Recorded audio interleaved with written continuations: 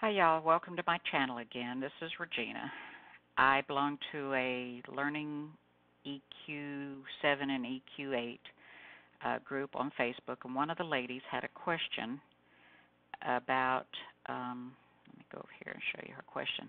She wanted to know how to vary sizes in the squares in the outer border. She wants to play around with it before she starts cutting. And then later on in our discussion, she also wanted to know how to print that size out. So let me see if I can help a little bit. So I assumed that she wanted squares and not rectangles. So I did a quick little quilt. I created a 35 by 45 inch inside panel to represent her quilt, whether it has squares in it or rectangles or stars or whatever inside. This would be the size of her quilt top. And then added some square blocks to it. So you see I picked blocks in here for my border style. And in order to determine what size block, or squares, not block, but squares I wanted, I looked at what number would divide the width and the height evenly. So I would have squares, even squares, and determined that a 5-inch block would go into my width and the height evenly.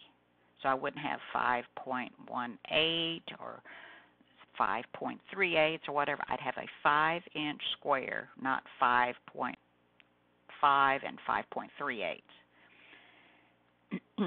So here are my squares, literal squares, not rectangles.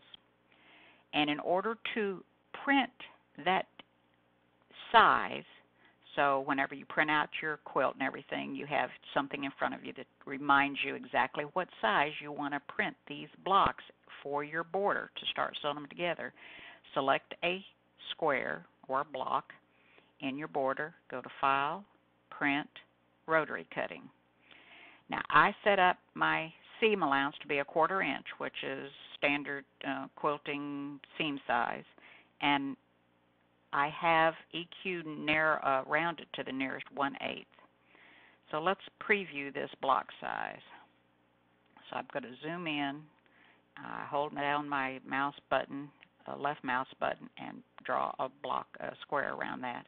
And you can see that my square designation to cut, which is, this is your cutting instructions here, it says 5.5 by 5.5. So the block on my horizontal side says 5.5 by 5.5. But wait, let's check and make sure that this is my tan block. Let's check and see what one of these other blocks says. Let's go down here to Rotary Cutting again. And indeed, we do have squares on the horizontal side. The vertical side. It's 5.5 by 5.5. I'm not sure how this will turn out whenever it's video, so let me zoom in. So we do indeed have squares on the vertical side. So let's verify our horizontal side. So we're going to click either down at the top or the bottom and check out what our rotary cutting requirements are. And as you can see, it comes up, we're cutting a square, 5.5 by 5.5. So my assumption in her question was that she wanted squares and not blocks, and I may have misunderstood here. So this is how you get squares. You want whatever your width and your height is, you want to find a number that divides into both of these numbers evenly, either to give you 5.5 by 5.5 or 5 3/8 by 5 3/8 or 6 by 6. You get my drift. All right, so now let's go to another example. In the conversation she and I were having,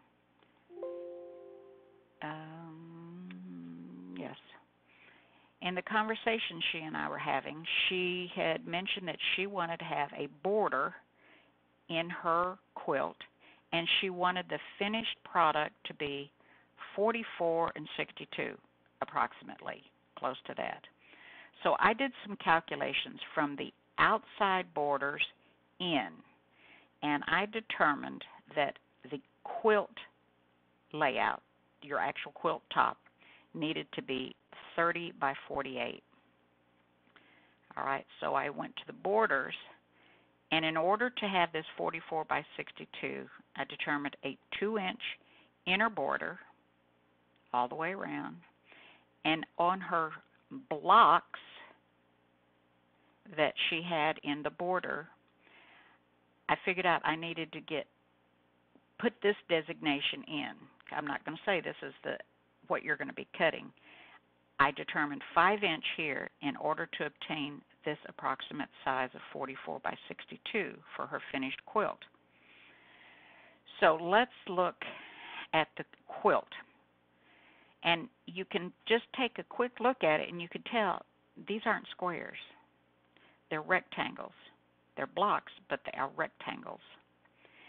Just to verify it, let's see what this square on the vertical side is going to be cut. Remember, we designated 5 by 5 all the way around. But as you can see, the actual cutting instructions require 5.5 by 6 1/4. So we don't have 5 by 5. We have 5 by 6 1/4, giving you a rectangle. We're going to check out a green one just to verify, something a little further down, and it is indeed 5.5 by 6 1/4. So that's on your vertical side. So let's check the horizontal side. I'm going to pick a one on the bottom, but your bottom and your top are going to be the same. And let's check out what our cutting instructions are for the horizontal side. And as you can see, these are 5 3/8 by 5.5 is what you're going to cut on your horizontal side. Let's just look at one of the other blocks. Oops, close this. And verify another block on that same side, and it is indeed 5 3/8 by 5.5. And that gives her 44 by 62, which is what she was wanting. Now, if I played around with that, which I did, I decided, well, let me change the size of the block.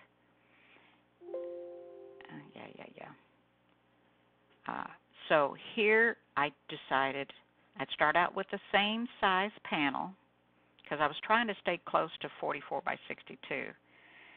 And if I go to the borders, I've got a 2-inch border. And if I look here, I designated 6-inch all the way around for the blocks, not squares. And if I go to layer 1 and I select one of these blocks and go to File, Print, Rotary Cutting, let's see what it says I need to cut. So even though I designated 6-inch all the way around on those blocks in the border, I'm going to cut one side 6 1/4 by 6.5. So I don't have squares. I literally have rectangles. And that holds true on all these vertical sides. If I pick a green and go down real quick and hello, click, and go to preview, I have 6 1/4 by 6.5. Here, let me zoom again, sorry. 6 1/4 by 6.5. Now, let's just check the horizontal side. And I go to File, Print, Rotary Cutting. And my size that I would be cutting here is 5 3/8 by 6.5. So it's a different size than what's on the vertical side.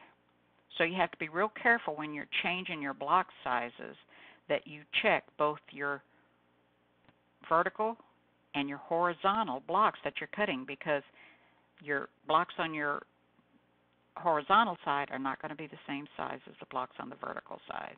So just keep that in mind.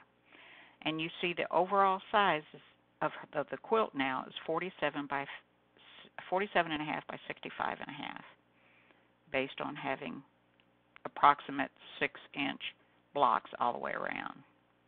But as you saw just a little while ago when we went to the printing of the block size, that's not what they ended up being. Rotary Cutting preview, they're 5 3/8 on the horizontal side by 6.5. Nowhere near 6 by 6 on this part. All right, so that's what happens when you play around with the sizes when you have a block designation in your border. All right, so one other little thing that I'm going to show you while I'm here is I chose years ago to add a border to represent my binding, so I could see exactly what my finished quilt would look like with binding. So I add an outside border when I've decided this is the setup I like. Now I'm finished with my border, I'm finished with my quilt top, I want to have a border on the outside. So I chose to add a border here, and I've given it a 3/4 inch designation. Of course, that doesn't mean that you're going to cut it 3/4 to end up with a border. And sometimes your binding may end up 1/2 inch. Depends on how you like to sew it, how wide you like to cut your border material. But what I want to warn you about when you do this is when you go to print your fabric yardage, to go to the quilt store, wherever, to buy your fabric, your yardage for the color of your border or your binding, in this case her border and binding, is not going to be 3/4 of a yard, because we only put a 3/4 inch border to represent the binding. And in my instance, I cut 2.5. Sometimes I cut 2 1/4. Sometimes I cut 2.5. Just kind of depends on the quilt itself and how big I want that binding to be. So if I was going to take this fabric requirement, I have to remember that this is not how much yardage I need. I actually need more than that to enable me to cut the border material, to fold it, and then sew it on, and then fold it over, so that you have your finished binding. So I would probably, in this instance, buy 2 yards. I could probably get away with 1.5 yards, but I always err on the larger, and I would buy 2 yards of black material in order to give me a finished quilt like this. Yeah, you're going to have some black left over, but hey, we can always use a little extra fabric. No big deal. So I hope that this helps, and you see the difference on making squares in this first representation that I did at the very beginning of the video, and blocks in this representation. And you see what you've got in border, having your border represent your binding in this picture versus this picture. You get an overall finished look. So if you have any questions, post them below. I'll try to answer to the best of my ability. I am in no way a professional on this. I've been using it for a while, and I've done all kinds of different things, and the quilts have come out great. I haven't had any issues. And I'll try to help you. If it was helpful, please give me a thumbs up, and I appreciate you watching. See you later. Bye-bye.